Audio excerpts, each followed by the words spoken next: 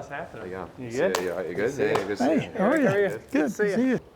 I think the cool thing about Indianapolis in May, and you know Rick as well, is just the way that the city gets behind it, and it's a whole, it's like a festival, you know, and it's a celebration of history, it's a celebration of you know what happened in the past, but also what could happen in the future, which is it's so cool that you could be a part of that, you know, and seeing your car behind us and what Roger's done here in the museum, it's like it makes you want to be a part of that, you know, and win this big race. Obviously, you want to be drinking the milk, and that's the most important thing at the end of this month. But like to be a part of history and know that you'll be eventually immortal, like if you win this race, that's a cool thing about this place, I think.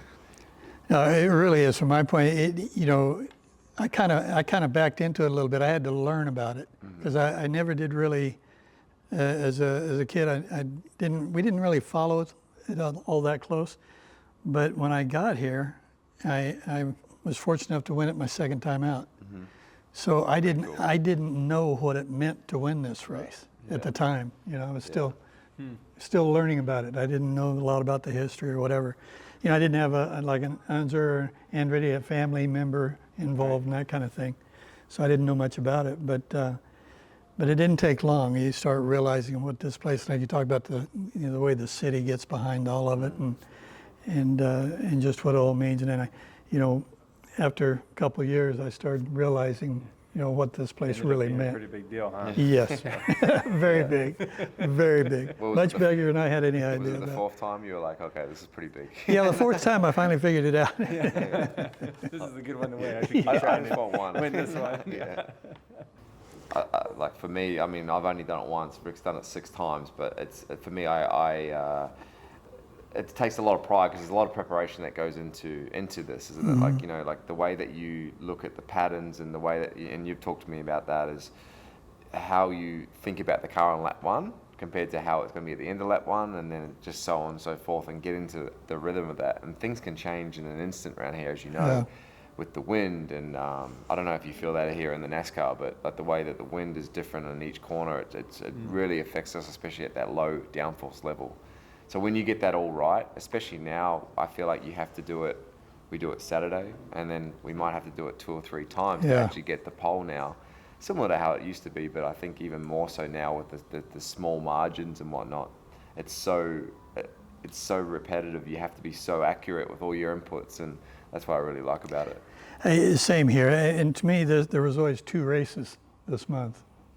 One was one to win them both, qualifying and the race. Yeah. And I loved qualifying here. It was, the highest pressure packed thing I did all year long. And because of the 4 laps, you blow one corner, you've blown the whole run. And I'd never run the same corner the same way twice in the 4 laps hardly, because it was constant adjustment, constant adapting to what the changes were. All the adjustments you have to do to get through the 4 laps, like talking about the end of the deal, and the work that goes in. And qualifying is always kind of a payback to the team for, the hard work they've done to get you there and give you the tools you need to be able to make it done. So it's always, if you could sit on the pole, it was great coming, back down pit lane and seeing the smiles on all their faces. But, that's cool, isn't it? Like last year when we got 1, 2, 3 on the front row, like we had been pretty bad the last few years, like qualifying. We didn't have the speed, and I knew there was a lot of effort that had gone on, but seeing everyone's faces, like every crew member was down there because we were the last 3 to run, and everyone's hugging and whatever, and it was an awesome moment. But knowing that you've got another week, like you said, there's another race, like there's another whole thing. Like it's a great thing to get pole, and then you have to really set yourself down. And then like from Pensoil's, part in it, you get a week that's like winning a race. It's the same as if you'd won a race the weekend before. All the media that that carries through the week. I don't know whether that's a detriment or not. I love being on pole, don't get me wrong, but I need to peak the right Sunday this year. Right. There's always something to that. Like, it's a long qualifying session, right? 4 laps. It's a long time to hold your breath. You were right on the edge of disaster, going really, really fast. And like to your point, you miss one corner and you've given your pole run away, essentially. So the pressure that you bring up to be able to do that for an extended period of time right? Like you think 500 miles, well, that's one thing, but like you run at a different pace, right? Like qualifying, like I assume it's the same in Indy cars as in a NASCAR race car. It's like you got to elevate yourself past your comfort level, right? Like you got to go like I don't really think I should hold it wide open through here, but you got to try it. You got to do it, and doing it for 4 laps, that's a whole nother level. It's an art, I think, learning where to use the tools, the weight jacker, the anti-roll bar levers, and understanding the tire. It's taken me years. I feel like this is my 5th Indy 500, and I feel like I only just got on top of like all that last year, and in some ways, and you're still learning today. And that keeps going. Yeah, if that ends, that's when you aren't digging, you know. Yeah, exactly. So it just keeps on going. Yeah, exactly. Always evolving. But that's what I always used to say about the qualifying. You know, you got to get the car right for that run, for that. And the race was like, oh man, I got 500 miles to figure this out. You know, you can kind of take a breath and relax a little bit and just start working on it, you know, during the race. But a lot of difference between the two. I think it's incredible, like the whole experience, right? Like, I mean, how large the scale of the event is. Right? You're here for basically a month. Yeah, it's my house for a month. Right? All leading up to really one day. Yeah. Right? Like, you have qualifying, it's important, but like the race, like winning the Indy 500 is the ultimate goal. And like how large of an event it is, like globally, right? It's one of the, if not probably the most well-known race in the world at this point. To even be in it is amazing, but just the build-up and everything that goes into it, it's pretty remarkable, right? How just the scale of the event and what comes along with it when you're able to be successful in this race. It's literally, it sets your career, right? Like you are known as that forever. Absolutely. It's incredible. Yeah, it's incredible. Yeah, man, I think, you know, from the NASCAR side, you know, our sport seems quite a bit different in some ways, right? We have the Daytona 500, which is, you know, our big race of the year. But I kind of look at the championship as being something even larger, in my opinion. Right, because it takes a whole year to do it, right? And I feel like that's something so different from IndyCar to NASCAR in a lot of ways, because I think, and correct me if I'm wrong, but I feel like the Indy 500 is looked at as a bigger achievement than the championship on the IndyCar side. Which is, it seems like it's the other way around for us, but and in the way our playoffs work, and there's a lot of differences on how it all works, but either way, you know, it's special to see what Team Penske's been able to do on both sides, because the discipline is so different, but there's also some similarities, but either way, you got to be at the top of the top when it comes to your preparation and building the cars, the people. Right, we hear Roger talk about human capital all the time, right? You got to have the right people in the right places and everyone gelling together, because you know, these days the cars are so close. They're so similar. There's only so much we can do to the cars. It's all about how we put them together and the little details, the fine little things that makes the difference. And so for our side to see, you know, the last 3 championships with the next gen car is pretty remarkable to put those, you know, the whole season together, but especially the last 10 weeks. Yeah, absolutely.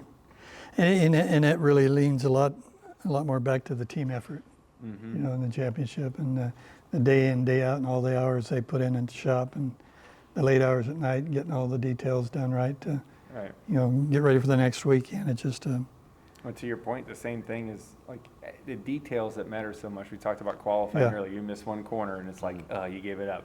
You know, one bad pit stop in the Indy 500, you probably gave it up, right? One bad pit stop in the span of those 10 weeks in our championship run, you could give it up, right? And it's over. Like, it's just the pressure that these people are under, right? Like, not just the drivers, but anybody, right? Think about, like, we say it all the time, right? A 50-cent part can cost you everything. 100%. Every little detail matters so much, and we're pretty fortunate to work with some amazing people. I've always felt the driving part was the easy part of it. For us, maybe, For us. It's fun. I was at dinner last night with my wife, and I said, man, I work with some great people. We were working on a project at the shop yesterday. I was like, they were just, boom, on it. Like, that doesn't happen everywhere. No. Like, sometimes it's good to take a step back and realize how good you really got it, and like how good the people are around you are. You kind of bet. fun thinking about it. I get that every January when I do the Daytona race. You know, like you realize, you know, how good our team is. Right. You know, and then how when you work with another team and you see, not saying that team's bad, but you just see what we're able and what we're capable of doing with the people we have. You know, we have all the best people on our cars, and you know, I count myself very lucky for that. Which, I mean, that's the goal, right? When you think of Team Penske, everything is elite. Like that's what I think of, is like our goal is to be the best. And you look around, you know, whether it's at our race shop, at the racetrack, in this museum, it's focused around being the best, the cleanest, the nicest, the fastest, right? Like that's what our brand is, right? And working for Roger, Well, that comes from cool the to be top. behind That comes from the top. The attention to detail is always. This 88 winner hasn't looked better than it has since it left. No, that's right. Like it's brand new. It's amazing. You know, it's incredible. Did it look that good when you fired off the races that day? It's, Pretty close. Pretty close. Yeah, the crossover of the Yellow Submarine paint scheme is really neat to me because, you know, as a race fan growing up, right, like that's one of the most iconic paint schemes in all of motorsports, hands down.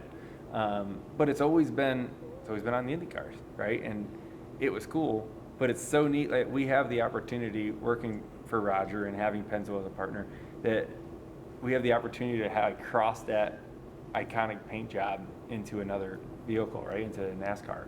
And to me, it's an honor to drive it. Right, I got the helmet that matches the helmet and all that. Like to me, it's. Oh, you did the helmet too? Oh yeah, I'm like a huge fanboy. I did exactly the same. It's really thing. cool. Yeah. So That's great. And then we're running it on the same day. Right? Yeah. As soon as you're done to Indy 500, Coca-Cola 600 fires off. Yeah. So you do your part, I do my part. Oh yeah. Boy, what Could be a big day. There'll be a lot more videos to talk about. That's right. Yeah. A few more cars in the museum. They can put them nose to nose. Yeah, absolutely. Yeah. That would be cool. That would be cool. I can't wait to see that car. I bet it looks great. Yeah. It looks great. They tried to put the two paint jobs a little bit more together because yours had more of the fine lines to the point in the front, and that's what it's going to have in the front of the Cup car. But then I know, Scott, yours is a little bit thicker lines, so flowy, it kind of grows as it goes back. So it's kind of cool looking. Yeah. It was always to me just a very clean and classy. I love it. Classy paint scheme. Yeah. You know. Simple, right? Simple. Like everyone knows what it is. Out of all the die casts I sign all year, this one is the one I sign the most. Really? You know, like the people love it. You know, the kids love it too. It's such a bright car, yellow car. It's it's super cool. So the only thing is, when you screw up in it, they see you it can too. see everything. Yeah. It is nice though when you review films or we go over things. If you have the brightest car, boy, it's way nicer to like find yourself. Oh, there we go. Right. I think it's great for it's a spotters. good thing. It's a good thing it's great for the spotters. Yeah. But I think it's a great thing for like when you come up on competitors. Yeah. And you can like put yourself in their mirrors and stuff. I feel like you can zigzag and get in their head a little bit. That's right. Yeah. Yeah, I think from our perspective, you know, we've gone to a renewable race oil as well with Pennzoil, and I think it's fantastic the technology that they use from the racing side to improve their product on the road, but also for us in general. And I think being at the forefront of that and being, I guess, the ambassador of the oil company itself is a cool thing and always been fun to be a part of. As we always said, we talk about Penske and wanting the best. We ask a lot of our partners. We ask a lot of the people that support our racing and to make it better. And I know, I'm sure on the NASCAR side that you're looking for tenths, hundredths of a mile, if anything, to be better. And I'm just thankful for the partnership we have to build and be better and continue to improve a product that's already pretty damn good. Yeah. It's so great to have a partner that's not just a sticker on their car. Yeah. Right. There's so many that you look throughout, sports. It's just a marketing play, and it's so much more than just marketing when it comes to this partnership. Right. The development of all the lubricants in our race car is going through Pennzoil. Right, and so now you have a competitive advantage. Yeah, for sure. Right, on top of the marketing piece, which works for everybody, but now, as a racer, kind of like having an advantage, right? Whether that's durability or performance, right? And both is performance, but to make your car faster and give you a little competitive edge. Yeah. I like that. Those are the No, partnerships absolutely. I love. Absolutely. For sure. For me, in all the years, just the length of this partnership has been outstanding. You know, the support we've had for so long, but also along the performance line of it, to be able to go through all these years And just like you develop the cars every year, come out with a new design, new whatever, an upgrade, and to watch the progress they've made in their technology, with the less drag, the friction, just all the different things that they've gone through to move forward, just like we want to do with the cars. It's just a great partnership all around. It is. They got to be so agile, right? Like the rules of motorsports change so much. Yeah. Right. Like for what we needed in our race cars 4 years ago, and what we were asking Pennzoil to develop, versus what we have now, we've gone the polar opposite. Like now we need something else. Like, hey, wait a minute, I know that was great. Thank you all that last time. We need something else now, though. 100%. And they're quick. They're quick to develop that and give us that advantage again. Yeah.